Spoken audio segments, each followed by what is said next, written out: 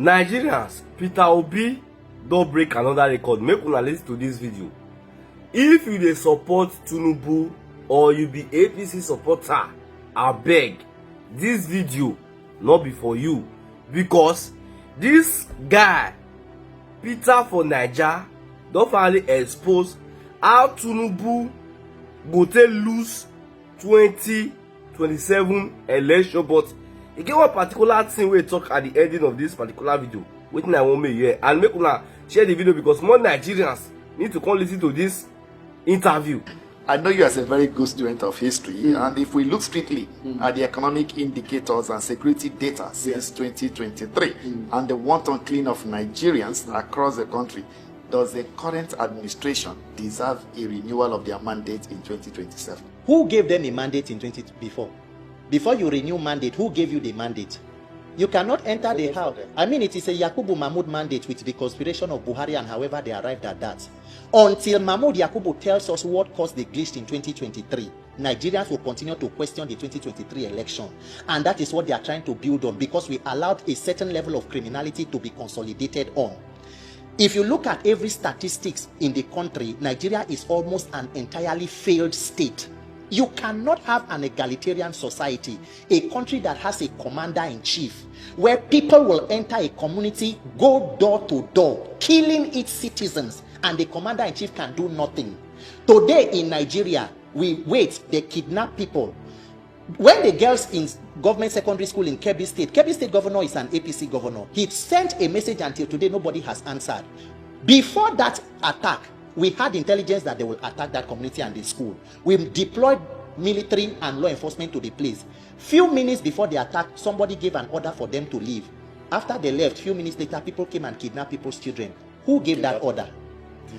Has Tinubu told Nigerians who ordered troops to leave that government secondary school in Kebbi State? And he's a master strategist. Master strategist for mouth without any master strategy on security. Renewed hopelessness, renewed hunger. There are places in Niger State today where terrorists and bandits collect tax from Nigerians. Criminals are running sub-governmental levels under a government, and we call it a society that has territorial integrity. Bandits and terrorists are holding stakeholder meeting in the open in Katsina.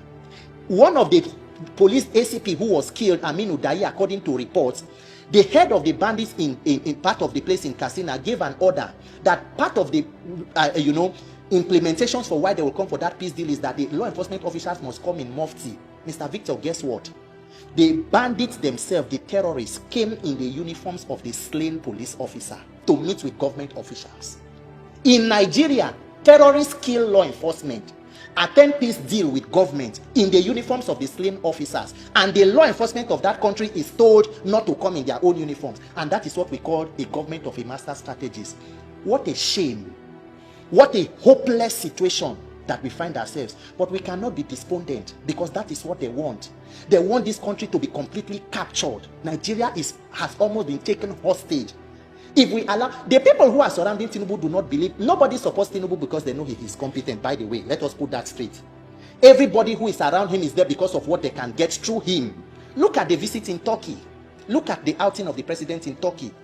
The personal physical stamina that is needed to lead a country like Nigeria is quite an experience. The president should be grateful that God gave him opportunity to live to a good old age. Old age is not a curse. It's a blessing. But how do you hold an entire country ransom because of your personal selfish ambition and greed? So you people are standing on the mandate that is falling. We cannot allow that. So whatever that it is, Nigeria is projected that more than 140 million persons will go into extreme and multidimensional poverty, increasing from the initial number this year. It is not any major breaking news. There is no desperation to fixing that. What we need is tax. That is where we are. Shame. What do you make of a commander-in-chief where 160-something people are kidnapped in Kaduna? Security agents deny it. Yes. Show me the evidence if you have evidence. And when evidence is finally presented, they begin to rationalize.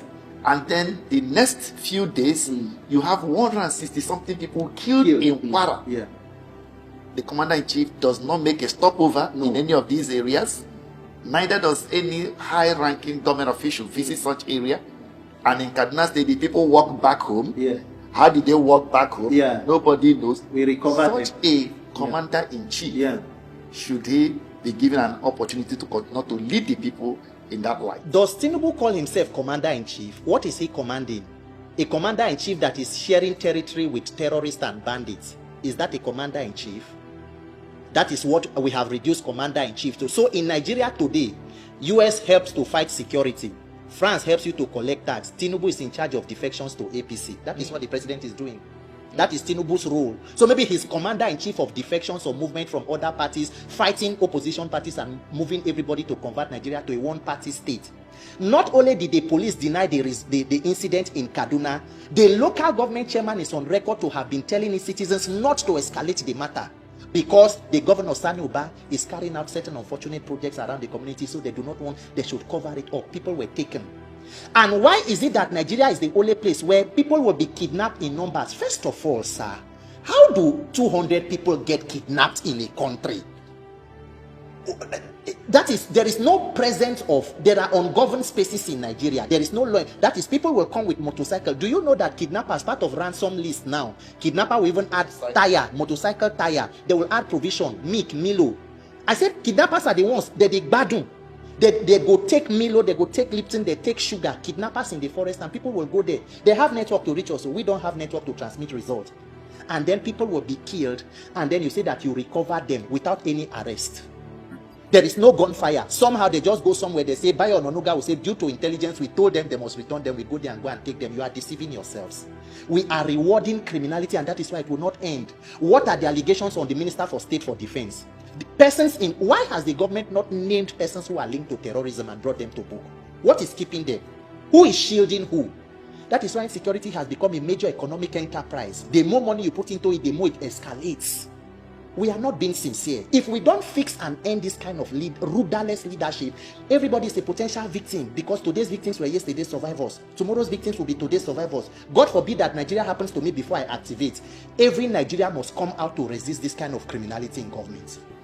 Do you think the opposition political parties are doing enough to dislodge these people? And if you think otherwise, for emphasis, can you pinpoint specific areas of their failures and docility? What exactly, or who is the opposition in Nigeria for us to begin with? Do we have an opposition of disgruntled past criminals too, who are coming together to fight against the government because you want to change thief? Is it what we want to do? Remember that there was a coalition, there was a merger that brought us to where we are today. So when you talk about opposition figures, we want to talk about people who want to come out with a different path for Nigerians. What are you presenting to Nigerians? What exactly is the vision? What do we want to do differently? Do we want to just change it because we are not benefiting from this criminality? And then, as much as you can, I think every opposition leader, if you genuinely, for those of them who genuinely mean well for a better Nigeria, you cannot take the low road to the high office.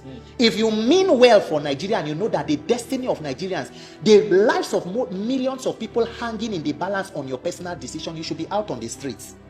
Buhari protested. Tinubu, they protested. They did occupy Nigeria. People formed Save Nigeria group when bag of rice was less than 15,000. Bag of rice has reached 80,000. Nobody saved Nigeria again. Abi, you know, fear God. So that is what opposition will ask themselves. Am I here because I want to get tickets? So everybody is waiting for opportunity to get the ADC ticket before you come out and stand for what you believe in a country that has given you so much. A lot of persons some of the persons who are in the current opposition were part of the APC government. They brought the government. So suddenly they have also realized that they need to take out the problem that they created. That is why I have always moved the issue of opposition to the people. As much as I call on opposition figures, leaders to rise up, to take up responsibility and lead the charge for emancipation of Nigerians, we must take our destinies in our own hands. I have a lot to lose if Nigeria doesn't work.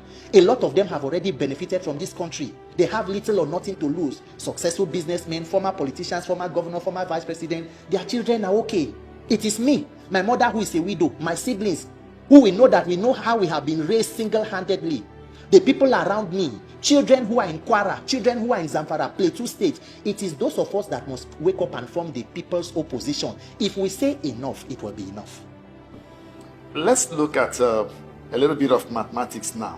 What is the mathematical path to victory for any opposition candidate come 2027? The mathematical path to victory can even be seen in the mathematical path in 2023. I mean, let us even take INEC's number by what it was. According to them, a Peter Obi came out from a party, took a party that was obscure, that nobody knew, came from PDP, took Labour Party that almost nobody knew, and within a space of how many months, according to them, got more than 6-point-something million votes. He beat Tinubu home and away. Tinubu left Etiosa in Ikoyi, where he lived, to go and vote in Alausa in Ikeja. Obi won Etiosa and Ikeja. So, which one? And according to even reports from even opposition figures, including PDP, the results that were declared for Obi in Lagos State are less than the actual results. What happened in Rivers, in Obiakpo? Let Wike come out and tell the people exactly what happened in that election. Obi won Abuja. So where will the votes come from? So if you add the votes of even Atiku, Obi, and Kwankwaso together, the people who voted against Tinubu are more. He's an unpopular leader. It is, if we even go by INEC's own figures of glitches of Mahmoud Yakubu, who is now an ambassador, hopefully another ambassador of glitches. So that is what it is. The clear part, sir, between you and I and Nigerians, Tinubu knows, Akpabio knows, everybody in the APC ruling party knows that the only way you can win election with APC in 2027 is election rigging. Thank you for watching that video. So guys, before you leave, look at the top here, do well to follow the page and also put on notification so that whenever we upload any video in this great platform, you will be the first to see it. And please don't forget to give this video a big thumbs up.